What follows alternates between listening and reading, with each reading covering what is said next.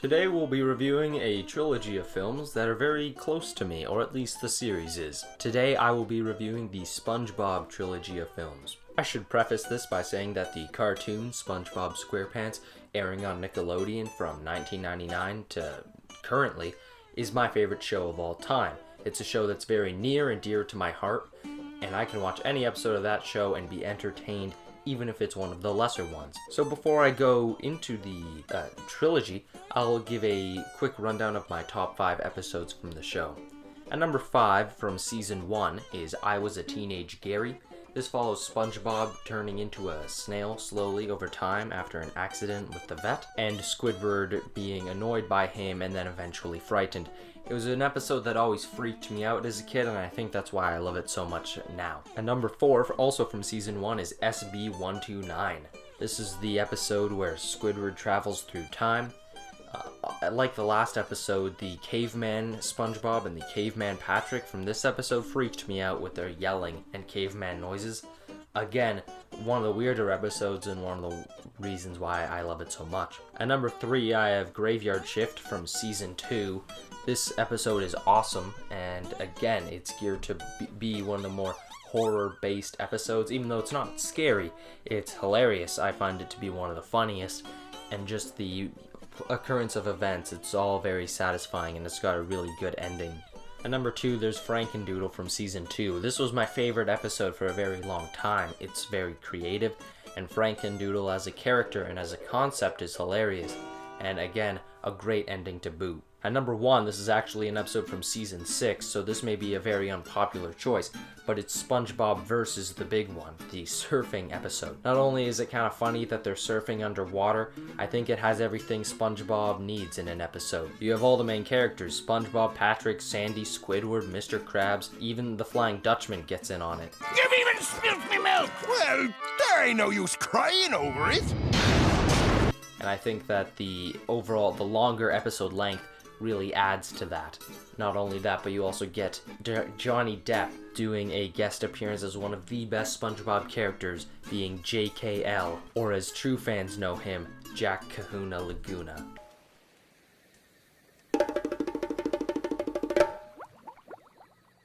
Just keep breathing. Truly a perfect episode. So I'll start by going into the first film.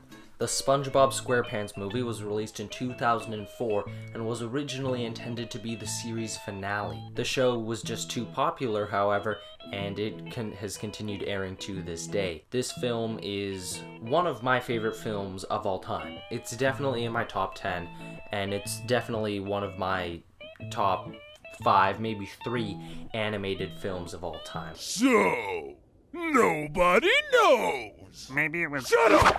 I think it is hilarious from start to finish. This really is the best episode of SpongeBob. This has everything you need. Mr. Krabs isn't in it as much as he could have been, neither is Sandy, which really I don't have an issue with, because this movie is about SpongeBob and Patrick and their friendship, much like a movie such as Bill and Ted.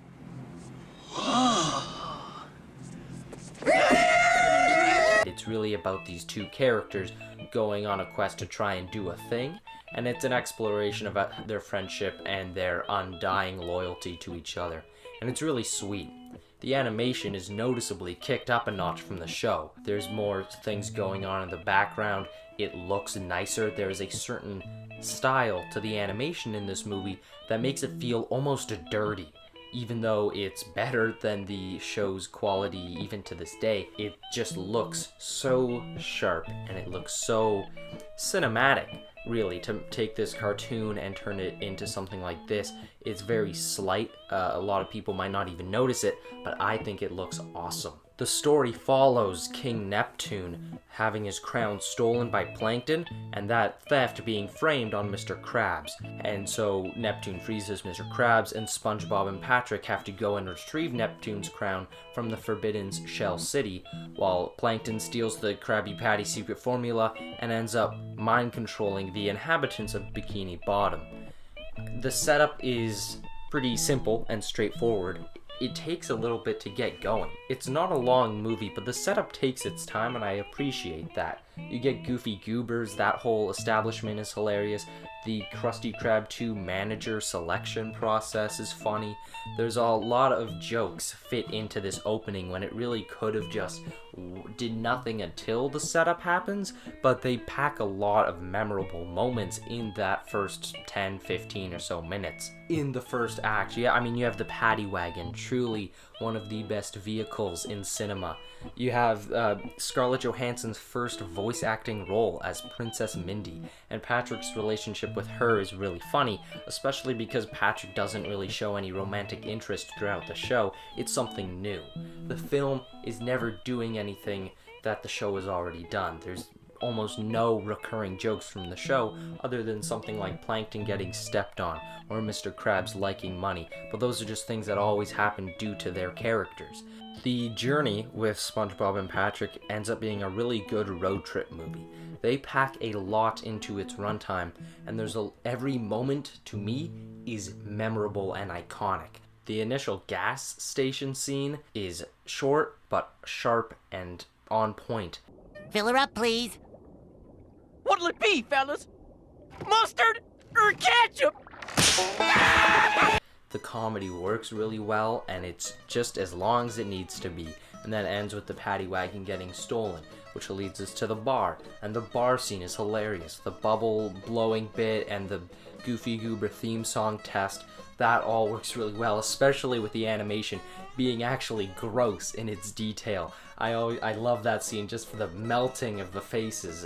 It's so visually funny. There's so much going on with the characters' facial expressions in this movie that the show doesn't really do too often, and there are t-shirts and stuff just based off some of these characters' looks, and they're so perfectly done and illustrated. I think it's hilarious. The ice cream scene with the sea monster is funny, especially when they have to go down and sing their song of manliness. Princess Mindy giving them the mustaches before that at their first kind of low point is also really funny, and that's to me growing up, that was always one of the things that I remember the most, the mustache bit, and that doesn't even last for very long. My mom found that funny too, especially at the end where they meet Dennis.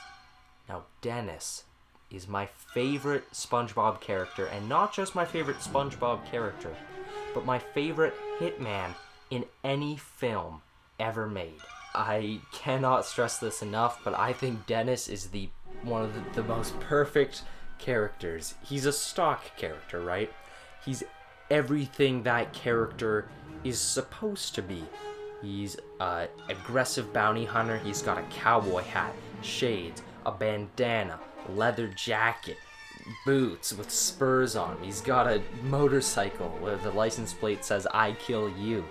It's so stereotypical bounty hunter. It's just so extreme. And Alec Baldwin, who I would have never guessed that the Boss Baby is the same voice as Dennis. He gives such a good voice performance. I think every scene he's in is either over the top or just absolutely hilarious. One of my favorite moments in the film is when he takes off SpongeBob and Patrick's mustaches, and they go, "They were fake?" And Dennis responds with, "Of course they were fake. This is what a real mustache looks like." And he pulls down his bandana and he sprouts a mustache on the spot. I think that he's so manly in that sense. And then as soon as they meet Dennis, he's stepped on by the Cyclops, and they're brought to Shell City.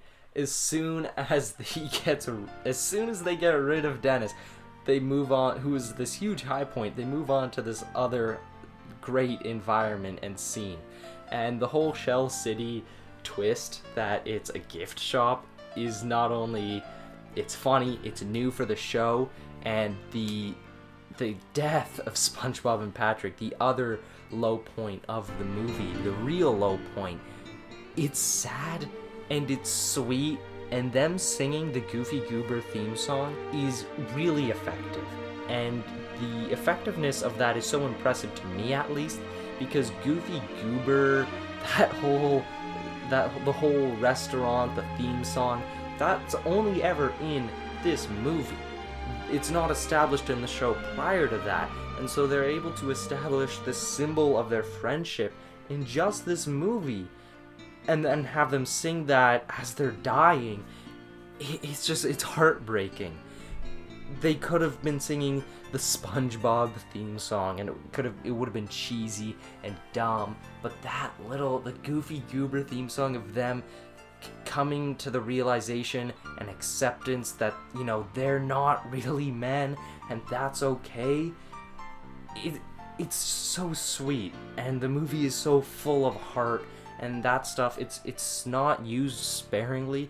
The movie has so much heart throughout it all. I think that's a good thing. Their singing and their acceptance, which causes the tears that not only save them, but save everyone else in the gift shop, it's so perfectly done. I think it's such a perfect scene. It's not my favorite scene in the movie, because my favorite scene in the movie is after that, where they meet real-life David Hasselhoff. And it's so dumb. It's dumb. It's so stupid. The David Hasselhoff fight scene is so well done. It's a perfect fight scene. You have David Hasselhoff bringing them back to Bikini Bottom like a motorboat, and then having Dennis come back after being squished by this boot and having his glasses broken, and having to fight them on David Hasselhoff's back with the squishing of SpongeBob's shoes. When Patrick gets knocked back, he sounds like a plush toy. If we run now, we'll never stop. Run, SpongeBob! Juxtaposed to the aggravating nature of Dennis, that it just works so well. It's a beautiful blend of innocence and aggravation and anger, and it's funny. It's a funny fight scene, and I think it's difficult to do a funny fight scene that isn't just a one hit and done. A lot of characters might take out another character in one hit in another movie, and that's the punchline. But this fight scene is filled with punchlines, and it just works so beautifully. And not only that, but once they do get rid of Dennis just getting knocked by the overhead of a boat or whatever, the launch pad or whatever of David Hasselhoff's pecs, I find that really funny. I find that hilarious. It gets more and more absurd. The absurdist comedy of SpongeBob works so well in the show, and this movie just kicks it up, not just to 11, but 12. It's so perfectly written in terms of comedy. I find the comedy to be non-stop and so funny. And then once Patrick and SpongeBob do get back to Bikini Bottom with the crown, and they stop Plankton's plan, but then, Plankton brings everyone back, all his mind-controlled slaves, and it looks like they're about to lose. This movie brings out one of the best finales to any movie I've ever seen. If you haven't seen this movie, I genuinely feel sorry for you, because the Goofy Goober rock song is so perfect. Not only does SpongeBob further come to acceptance with his childlike mannerisms, but he does so in a way, it's an awesome rock song, and then he does a wicked guitar solo that saves the world and saves Bikini Bottom. It's such a banger song too. It's such a good song, and it's such a good finale to just have SpongeBob rock out on the guitar and save everyone he loves. It's such a perfect climax to this movie. And there's almost no falling action. Like, this movie ends almost immediately after that, and I think it's such a perfect ending. I have absolutely zero problems with this film. The animation and the added art direction, the sound design, the comedy, even the score is really good at times. And as far as I'm aware, the guy who did the score has almost no other credits in terms of movies, at least. It's such a well done movie. And like I said, it's the best episode of SpongeBob, and so it easily gets a 10 out of 10 from me. However, with that being said, it can really only go downhill from here. So, over a decade later, in 2015, we got the SpongeBob movie, Sponge Out of Water. And so, how was that? Well, I guess I'll get into it now. This is a very weird movie, because after the first movie, Steven Hillenburg left SpongeBob. He was no longer actively involved with it, and so his involvement in this movie is very minimal, if any at all. And so, the movie itself is this weird mix of 2D animation, which was, that's what the first movie was, and then it goes to a live action setting for like the last 20 minutes. And so the marketing for the movie was also strange because it made the viewers believe that most of it was gonna be live action, and it really isn't.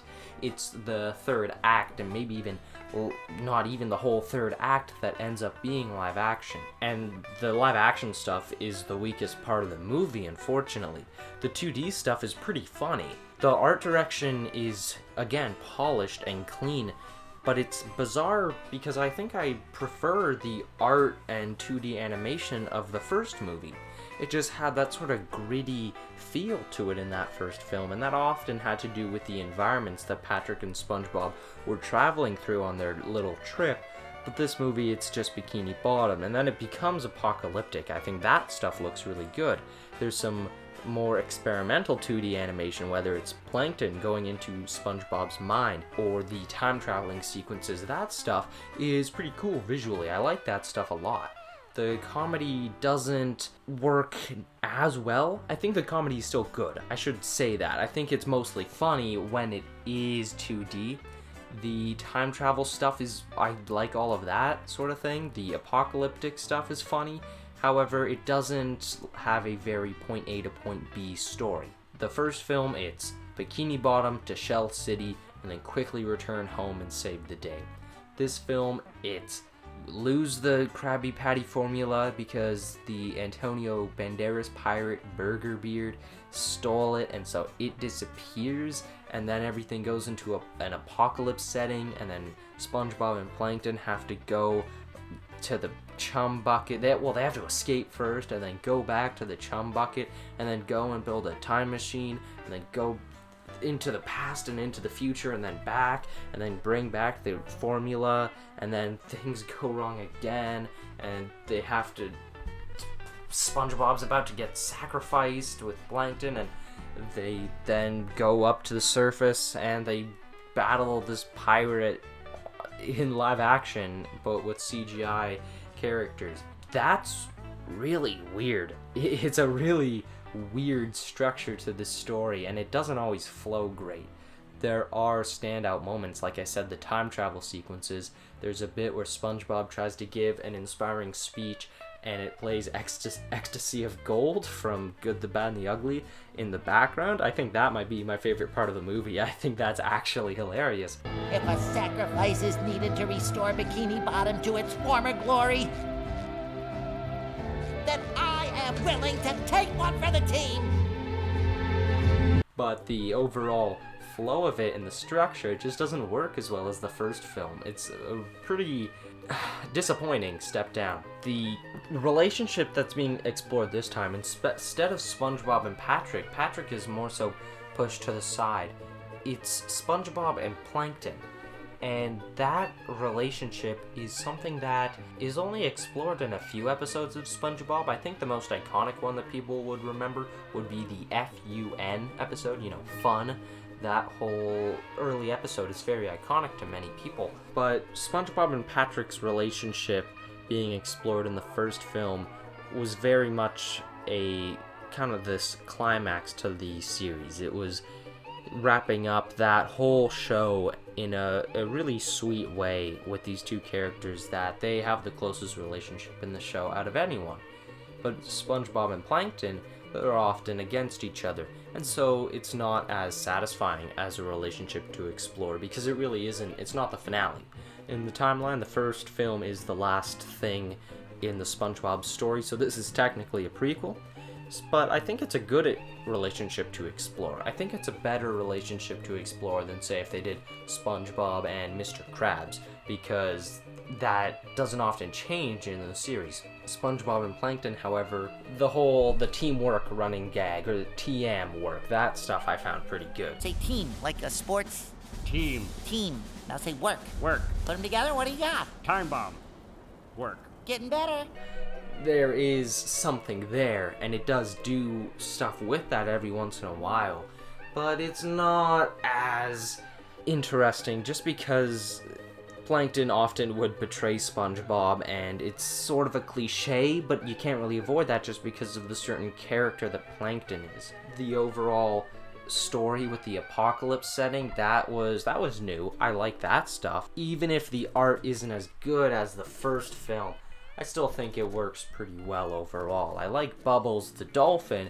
He was funny. There's a lot of things in this movie that work well, but they just don't work as well as the first film. It's just a step down, and it's hard to avoid that sort of thing. I haven't even really touched on the live action stuff. Once they get to the surface, I think the CGI looks pretty alright. I don't really have an issue with the visual effects in it, despite being like a Paramount movie. It's, this isn't Legendary we're talking about. This isn't Warner Brothers or Disney. Their special effects budget is going to be a little lower. I think the design for the characters normally look pretty good. They just look like the characters in 3D. I think that looks solid.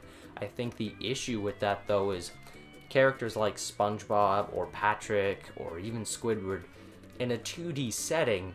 One of the principles of animation is exaggeration, and characters often become more exaggerated. Their limbs stretch out a little more, their facial expressions, they really become quite wide, and in this 3D environment, the characters move much more like action figures as opposed to these bendy, twisty animations. The film becomes a weird superhero type thing because I guess superheroes are popular, and especially were very popular at the time. I mean, they still are, but that's besides the point. And so what they do with these characters in the live action thing is they do a few jokes about them being on the surface, and they're decently funny, and then they turn into these superheroes once they get to Burger Beard, because he banishes them to a different island, and again, it kind of messes up the flow. And Burger Beard he's a villain that we don't really have any attachment to. That's why Plankton works in the first film, because he's in that show time and time again. And Burger Beard is just this guy that we just met, and his motivations are just he wants to have the best restaurant, and so he steals the Krabby Patty. And the superhero fight scene, there's some okay choreography. I don't know if I want to call it that, but the way they go about it actually works okay. The main issue is with the character designs. They're not good. Squidward's is okay because he's the only one that's really bipedal, and so to have him have these muscular arms and legs, it just sort of looks like a muscular Squidward. But to then have Patrick being all buff, it looks weird. He's one of the better ones. I like how his pants or shorts is kind of, you got the same design on his gloves and little thing on his head. I don't know why Mr. Krabs is a robot, Sandy being a live-action squirrel. I mean, sure, whatever. I mean, they all could just be live-action animals, really. Plankton is a little funny just because it kind of juxtaposes his actual size. And I think SpongeBob's might be the worst. It's just weird to have his shirt, which you barely ever see, be enormous on his body, and to have his normal body be his head. It just doesn't look good. And his bubble blowing thing, I guess it's an okay trait for him to have, but bubble blowing, it is definitely one of his favorite things to do, but I never see it as one of his defining things. It just really is bizarre to me. I think Squidward's works well, and Plankton's works okay. The rest of them I don't really like. And Burger Beard, I like the twist with him being the pirate and the painting. I thought that was pretty cute. I thought that worked out okay. The overall live action stuff, though, it's just not very good, especially compared to the 2D stuff, because the 2D stuff is pretty good. Live action stuff really isn't. I didn't even touch upon that war scene in the beginning. That's one of the better sequences in the movie as well. But the last thing I wanted to touch upon with the live action stuff is there's a weird cameo from Nice Peter and Epic Lloyd from Epic Rap Battles of History. Oh, what is in these things? Because they do a song in the end. So that was kind of a weird thing to see, but whatever. It's a little Easter egg. But overall, the SpongeBob movie, Sponge Out of Water, definitely not as good as the first, but still okay. I'm giving this one a 6 out of 10. Anyways, I'm back with the third movie in this trilogy, Sponge on the Run. It was originally called the SpongeBob Movie, It's a Wonderful Sponge, a reference which no kids watching it would have gotten, and now it's the SpongeBob Movie, Sponge on the Run. And right off the bat, something that a lot of people might love or hate is the fact that the animation is 3D.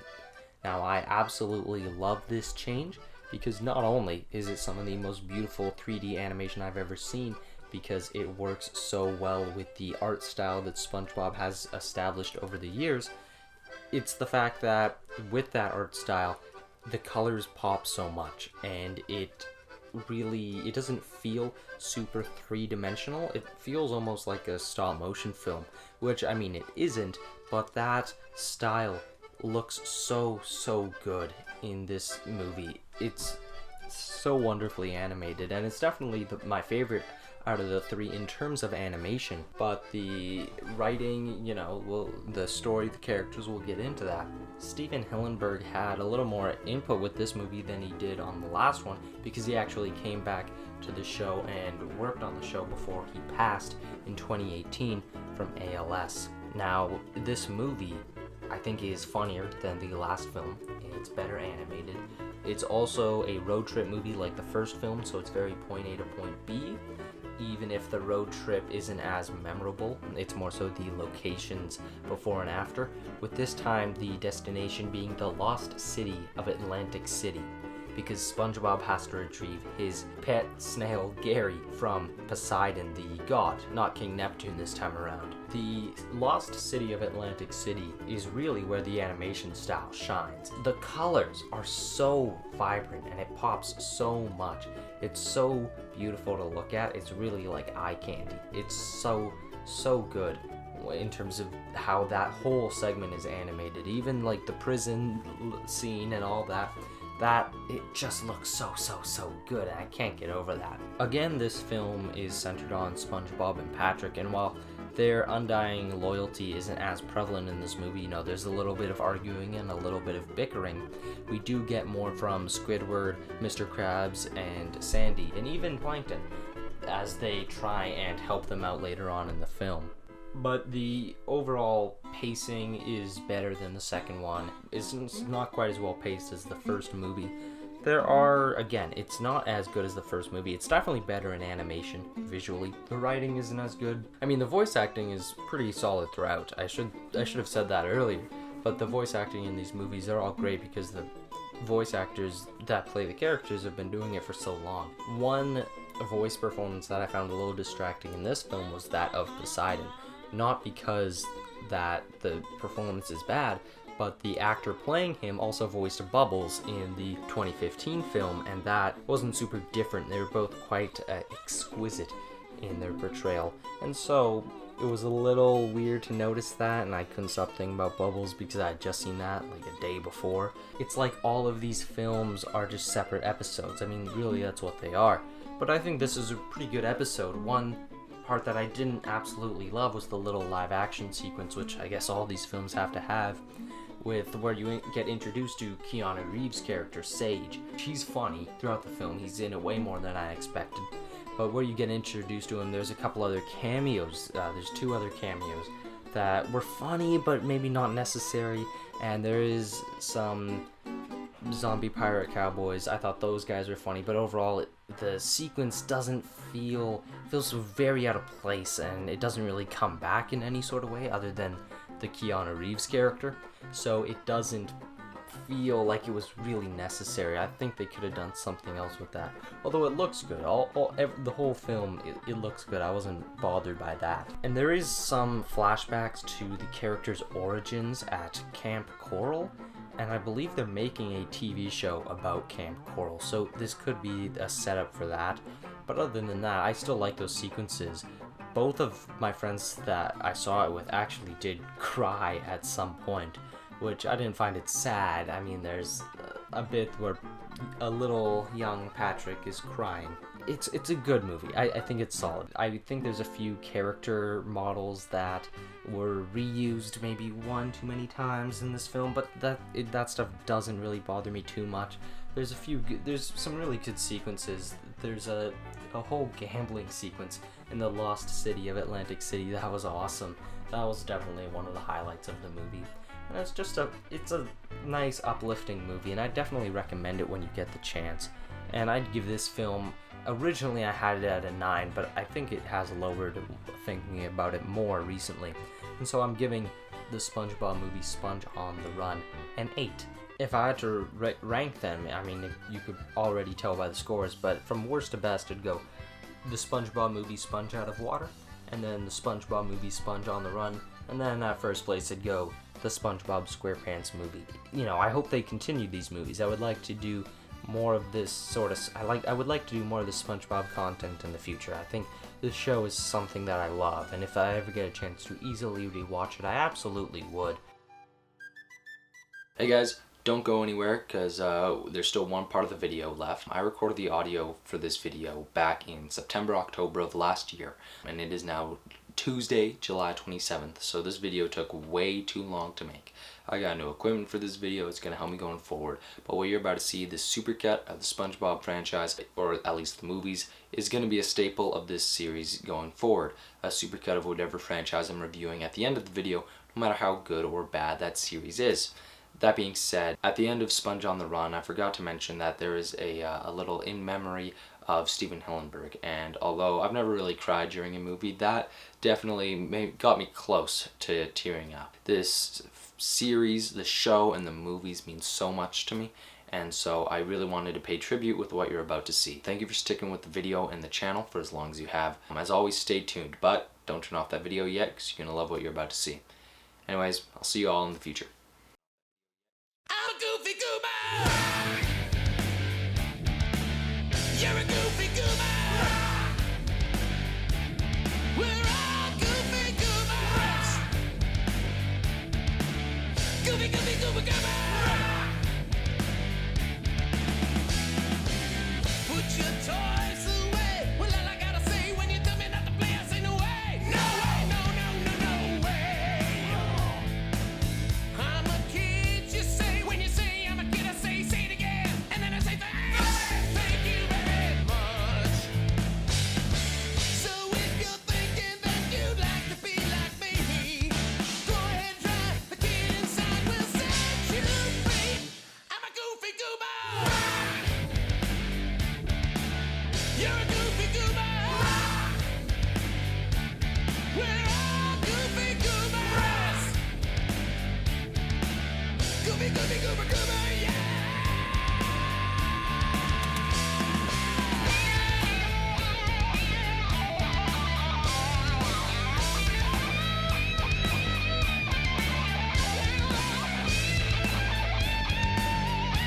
The real secret formula is sitting right here.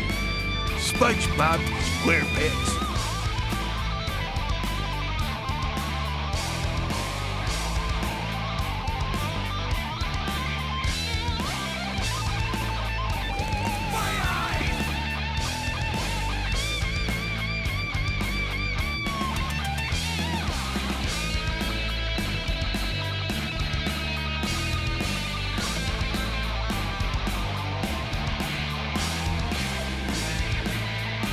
Cause I did what everyone said a kid couldn't do.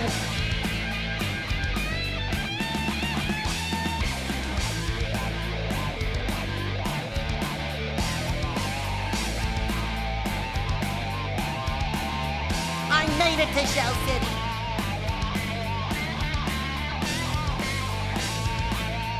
And I beat the Cyclops.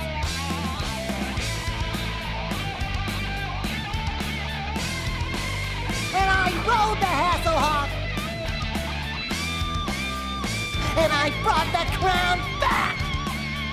it all right for a couple of goofballs.